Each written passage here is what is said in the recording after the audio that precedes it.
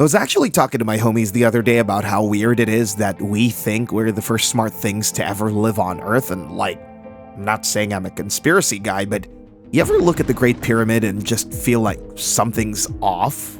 Scientists say it took 20,000 workers about 20 years to finish it using wooden sticks and rope, but I've seen guys struggle to put together a bookshelf from IKEA with actual power tools. So the idea of moving millions of tons of stone with such perfect alignment that it matches the stars is just wild to me. It's hard to believe that such a massive structure could be done so perfectly in just 20 years with the limited tools they supposedly had back then. And honestly, even with our giant cranes and supercomputers today, we still haven't found a way to recreate the pyramids on that same scale with that much precision, which makes me think the history books might be missing a whole chapter. I remember reading about this thing called the Silurian hypothesis, where these two scientists basically asked if a super advanced civilization lived on Earth millions of years before humans, would we even find their trash? The answer they found is actually terrifying, because the Earth is like this giant recycling machine that just grinds everything down over millions of years. Like, if we all disappeared today, all our glass and metal and plastic would eventually just become a thin layer of weird dust on the rock. And if a group lived there over 60 million years ago, their entire world would be completely gone by now. We could be walking around on top of the ruins of a civilization that had better Wi-Fi and cooler cars than us, and we'd have absolutely no clue because their cities turned into dirt before the first dinosaur even showed up, which is a total glitch in the Matrix if you ask me. You look at places like Stonehenge or those underwater cities they keep finding, and it starts to feel like we're just the latest group to move into a house that's had 10 different owners before us. Like, maybe those ancient people weren't just lucky with their building. Maybe they knew something about the world that we completely never found out before. It's a bit of a jump to say they were aliens, but the fact that these structures exist and we can't explain them makes me feel like we're the ones who are actually behind. And if there was a civilization millions of years ago that reached the stars and then just left, they probably look back at us like we're just some kids playing in their old abandoned backyard.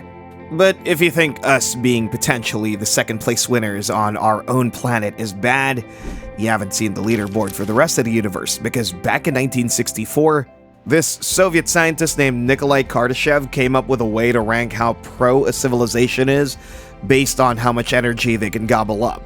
I'ma be real with you. Humans are currently at the absolute bottom of the list. Like, we aren't even a Type 1 yet. We're officially a Type 0, which is basically the participation trophy of the universe, because we still get our energy from burning old plants and dead dinosaurs instead of actually using everything our planet has to offer. We have a score of 0.73 right now, and if we keep growing our power use by about 3% every year, this smart guy named Michio Kaku says we might hit Type 1 in maybe 100 or 200 years.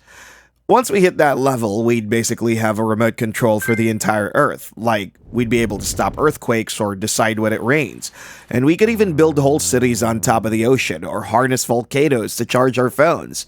It sounds awesome until you realize that a Type 1 civilization is still super vulnerable to things like big asteroids or a really bad space flu. Think of it like finally getting to level 10 in a video game and thinking you're the boss, but then you realize that the max level is actually 1 billion and you're still basically a baby in a diaper compared to what else is out there. I think about this a lot when I'm paying my electric bill. Like, imagine if we just plugged a giant cable into a volcano and never had to pay for power again. But we're still just sitting here using ancient technology, while the rest of the universe is probably light years ahead of us. The jump from Type 0 to Type 1 is actually the most dangerous part, because that's when a species has enough power to destroy itself, but not smart enough to stop it. So for all we know, the universe is full of Type 0 civilizations that accidentally blew themselves up before they could ever reach the next level. Scientists get really worried about this because we have all these nuclear weapons and we're messing with the climate. And if we don't make it to Type 1 soon, we might just end up as another layer of dust for the next smart species to find in 1 million years, which is a pretty depressing way to go out if you ask me.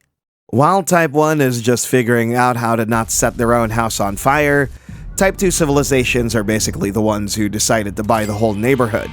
because these guys are no longer playing on the field of using power on their planet. They built something called a Dyson sphere. This is basically a giant shell or a swarm of millions of mirrors that completely wraps around their star to catch every single bit of energy it puts out. Like, isn't that so cool? Imagine having a giant solar panel the size of a whole solar system. You'd have so much power, you could probably run 1 trillion PlayStations at the same time and never even see a flicker in the lights. And you'd basically be a god because you could move planets around like they're just furniture in your living room. The crazy thing is that scientists might actually have spotted one of these things back in 2015 when they found this star called Tabby Star that was dimming in a really weird way, like it would get 20% darker at random times. And since no planet is big enough to block that much light, some astronomers were low-key whispering that it might be an alien megastructure that's been built right in front of us. Even if it was just a bunch of space dust, the fact that we even have to consider giant alien power plant as a real possibility is enough to make me want to retire from the universe entirely. Like, these Type 2 civilizations could create artificial gravity and even mess around with black holes if they're bored on a Tuesday. I was watching this documentary about how you'd even build a Dyson sphere, and they said you'd basically have to take a whole planet like Mercury, grind it up into pieces, and then launch those pieces into orbit around the sun to make the shell. That is the most main character move I've ever heard of. Like, imagine being so hungry for power that you just delete a whole planet to make a battery. But if you're a Type 2 civilization, that's just a normal afternoon for you. If they really are out there, they probably look at our little solar panels on our roofs and just laugh. Because they're out here literally drinking the juice of a whole star while we're still worried about our phone batteries dying during a long car ride. If you think building a shell around a sun is a lot of work, Type 3 civilizations are basically the ones who decided that one star just wasn't enough and they needed the whole galaxy. We're talking about the scale of an entire Milky Way-sized area, where every single star has been harnessed and every solar system is basically just a room in their house. They'd be able to travel across the galaxy in a few hours using technology we can't even dream of yet, and they probably look at us like ants on a sidewalk. They wouldn't even be mad at us, they just wouldn't notice if they stepped on us while they were busy moving a whole star system to a better spot for the view. And that level of power is just hard to even wrap your head around because it means they control billions of stars. Scientists did a study in 2015 to see if they could find any of these Type 3 groups in our local universe, and the good news is they didn't see anything obvious. But the bad news is that these guys could be so advanced that they've figured out how to hide their tracks. Maybe they've evolved into something that doesn't even need energy the way we think of it, and they might just be chilling in the dark spaces between the stars, watching us struggle to get our Wi-Fi to work in the kitchen. And that thought is actually way creepier than just seeing a giant alien ship. If you're that big, you don't even care about planets anymore. You probably just live in the space between things, and your body might be made of pure light or data, like you're basically the ghost in the machine of the entire galaxy. It would take humans about 1 million years to reach this level if we don't go extinct first. But 1 million years is like a blink of an eye to the universe. So for all we know, there are already Type 3 civilizations out there that have been running things since before our ancestors even learned how to walk. Even a galaxy-sized group is basically nothing compared to a Type 4 civilization, because these guys aren't even limited to one galaxy. They treat the entire universe like a giant Lego set. They can rearrange billions of galaxies to fit whatever they need at the time. And to do this, they'd have to understand laws of physics that would make our smartest scientists look like they're trying to do calculus with a crayon. They could probably delete a whole solar system if it was in the way of a new space highway they were building, and you wouldn't even know it was happening until you were just gone. It's hard to imagine what a Type 4 civilization would even want. Like, once you have the power of 1 billion galaxies, what do you even do for fun? Maybe they're out there creating new colors to see what kind of new stars they can make that our eyes and brain cannot even comprehend. Or they're trying to find a way to stop the universe from expanding so they can keep all their stuff in one place, which is like the ultimate hoarder move but on a cosmic scale. I read this theory that maybe the reason the universe looks so organized in some places is because a Type 4 civilization actually moved the galaxies into those spots on purpose. Like, they were just tidying up their room, and we're just living in one of the dusty corners they haven't gotten to yet. It makes you feel tiny, like, not just small compared to a mountain tiny, but so small you don't even exist tiny. And honestly, I don't know if I'd even want to meet a Type 4 being, because they probably wouldn't even be able to hear us screaming. We'd be like a single atom trying to talk to a human. And even if they wanted to be nice, they'd probably just accidentally crush us while they were trying to say hello. The weirdness keeps going because once you hit Type 5, you start talking about the multiverse. And if these guys exist, they've found a way to jump between different universes and steal energy from them. They'd be able to teleport anywhere instantly and even travel through time like it was just a normal road trip. Which is where my brain starts to melt more than a little bit, because at that point, they aren't even people or aliens anymore. They're just everything. Imagine being able to go to a universe where you're a king, and then 5 minutes later, jumping to one where the sky's purple and the gravity makes you fly, and then stealing the power from a black hole in a third universe just to cook your dinner.